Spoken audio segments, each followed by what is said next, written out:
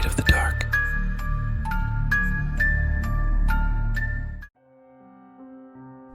This story is about three friends who set out to find abandoned places to photograph them, but they had no idea what they would encounter.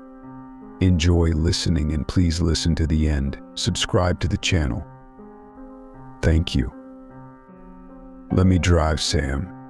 There's no police around. Stephen whined, a short, shaved-headed guy, pleading with his friend for a spin in the small SUV. Absolutely not, Sam. Last time he almost flipped us. Nicole, Sam's girlfriend and passionate amateur photographer, remarked discontentedly, red-haired, freckled, and tireless in any endeavor. Stephen fell silent, offended by the lack of permission, and stared out the car window, where sparse trees and endless shrubs of almost ripe thorns flashed by. For the past 2 years, they had been exploring abandoned hamlets and villages in their area, spending all their free time and a modest salary on it. Today, luck awaited them and a series of excellent shots, or so they hoped. Consulting a map from old times, the guys had been driving for several hours in search of one village, once a large ranch, now a cluster of several dozen abandoned houses and a looted grain cleaner. Nicole opened a container of sandwiches, and the whole car was filled with the appetizing smell of sausage and cheese. Damn it, Sam cursed, abruptly stopping in front of a steep turn, kicking up a cloud of dust. There was no road ahead. In front of the car was a field, pockmarked with stagnant green water-filled pits and small, almost identical hillocks. The strong wind mercilessly shook the sparse, low shrubs, some of which grew in drier patches. The terrain with its soggy clay soil seemed impassable for their car. Nicole angrily stared at her sandwich. By the law of meanness, it fell sausage side down onto her brand new sports pants, leaving a large greasy stain. We haven't even covered 5 kilometers yet. Sam grumbled discontentedly, then turned to the others and asked, "Should we continue on foot?" "I don't want to walk through the mud," Stephen grimaced, then scratched his shaved head and remembered. "I think we passed a turn to the right near some old orchards. Maybe we should go back." "Let's try." Sam agreed and skillfully turned the car around on the narrow road. The SUV roared back in the opposite direction. At that moment, Nicole suddenly felt an unbearable desire to go home. She felt uncomfortable in her dirty clothes and some other disturbing feeling she couldn't explain.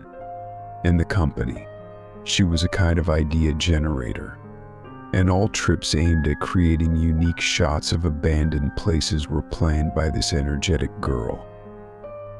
"Here it is," Sam said to himself and turned onto a barely visible, almost overgrown track leading to a fruit orchard with dried, blackened apple and pear trees. The dead trees, with their twisted branches reaching towards the road, made this place somewhat gloomy despite the bright sunny day. How many trees have withered here without care? Nicole sighed. "Stop, I'll take a couple of pictures." As soon as the guys got out of the car, they were struck by absolute silence. No movement, no bird songs. There wasn't even the howling wind they had heard for the past hour through the partially open windows of the SUV.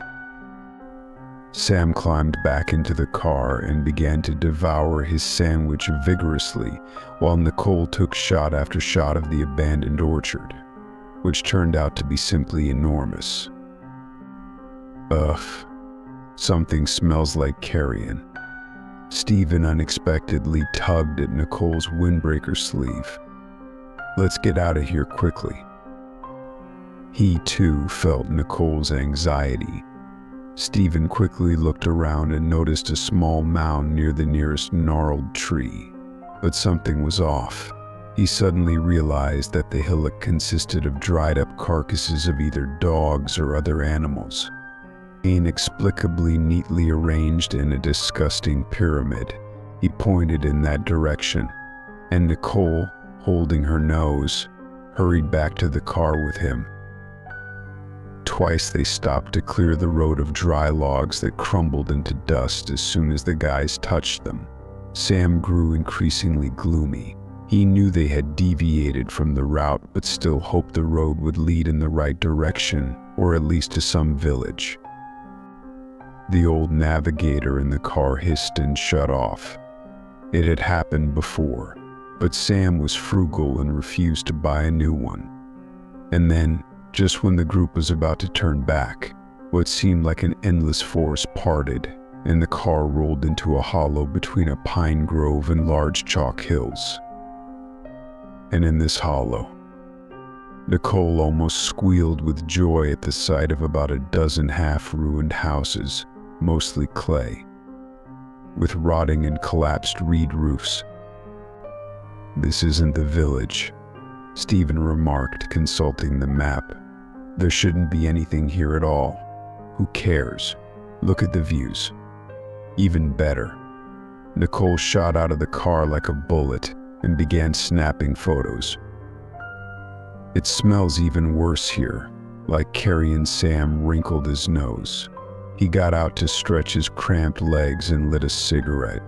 Meanwhile, Stephen approached the roof that had long since slid to the ground and poked it with the toe of his sneaker. Pale yellow liquid slowly oozed from the decayed reeds. Stephen hurried to wipe his shoes with a bunch of dry grass.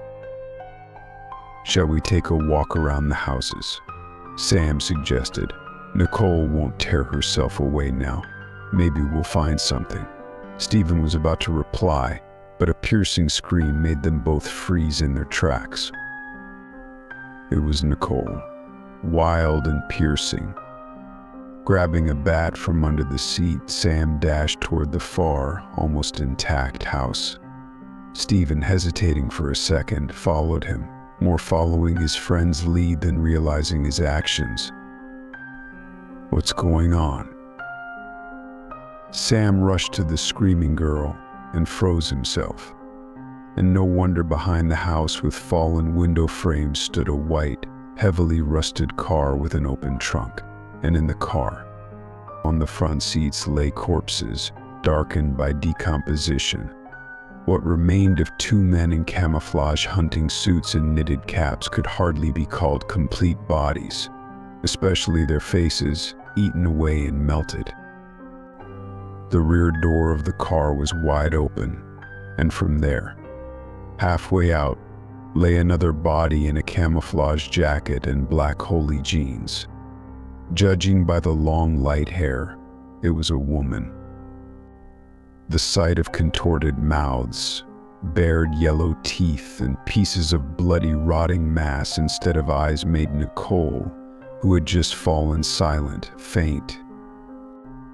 Being the most mentally stable in the company, Sam noticed a yellowish thick layer of dust all over the half-decayed carcass of the unfortunate car and inside its cabin. It was the same on the surviving wall of the nearest house. The car and the wall seemed to have been generously sprayed with yellow-white paint from a gigantic sprayer, some of which had swollen into large fist-sized bubbles. Upon closer inspection, Sam noticed several tiny protrusions on the largest yellow particles, which were slowly wriggling.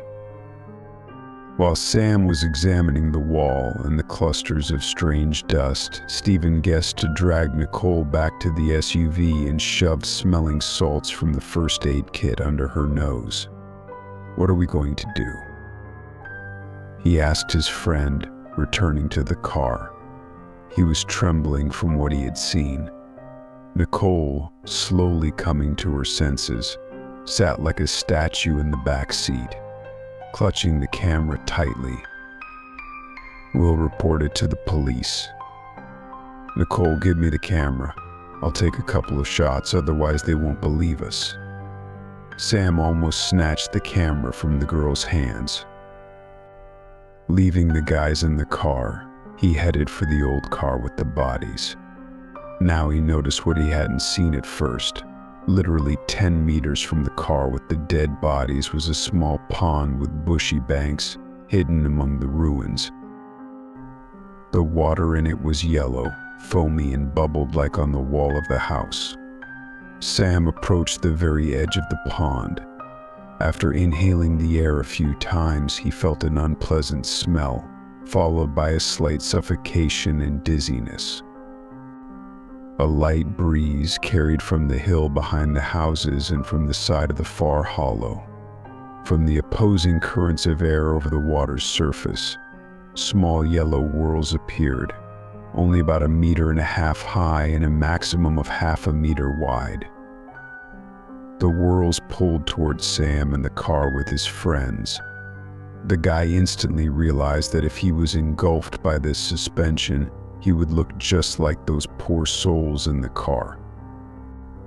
The instinct of self-preservation made Sam run as fast as he could.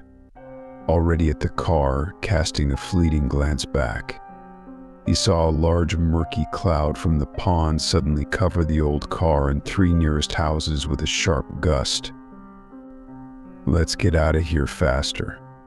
Faster, realizing the meaning of what was happening, Stephen shouted, stuttering. But Sam didn't need to be urged on. Their car tore through the bushes at the turnaround onto the barely visible dirt road and rushed away from the dead hollow. Death was so close, but it hadn't claimed new lives.